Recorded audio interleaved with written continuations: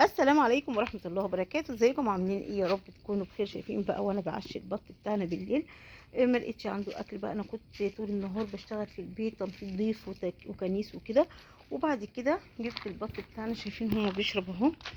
اهو يا حبايبي بيشرب بس الدنيا ضلمه اهو. انا بقى هصور هنا دلوقتي اهو. ده يا حبايبي البط بتاعنا الجميل اهو يا حبايبي. شايفين بقى البط بتاعنا الجميل بتاعنا ده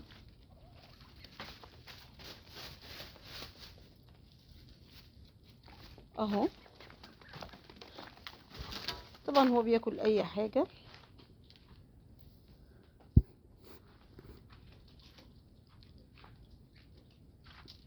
شايفين هي الإضاءة ضلمة شوية. شايفين